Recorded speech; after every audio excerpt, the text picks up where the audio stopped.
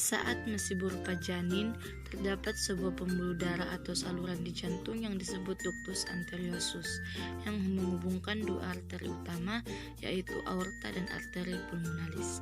Paru-paru tidak digunakan saat janin dalam kandungan karena janin langsung mendapat oksigen melalui plasenta ibu. Normalnya ketika 2 hari setelah kelahiran, ductus ini akan menutup karena paru-paru sudah bisa digunakan. Akan tetapi, pada kondisi di mana ductus tidak berhasil menutup, yang disebut dengan patent ductus arteriosus, yang mengakibatkan darah yang kaya oksigen dari aorta bercampur dengan darah yang rendah oksigen dari arteri pulmonalis. Hasilnya, terlalu banyak aliran darah pada paru-paru yang membuat tekanan pada jantung dan meningkatnya tekanan darah pada pulmonalis. Tanda dan gejala: jantung berdetak cepat, sesak nafas, mudah lelah, tidak nafsu makan, menangis saat makan, dan gangguan pertumbuhan. Etiologi atau penyebab.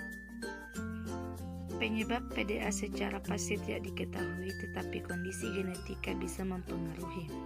PDA lebih umum ditemui pada bayi prematur dan anak perempuan 2 kali lebih berisiko dibanding laki-laki.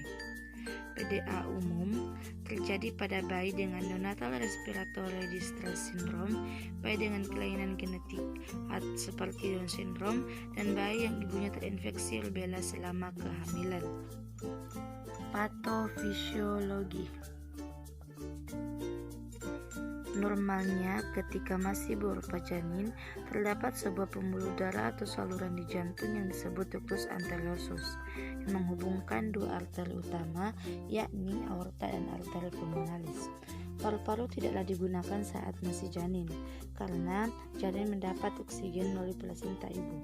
Normalnya, ketika 2 hari setelah melahirkan, ductus ini akan menutup karena paru-paru sudah bisa digunakan kembali.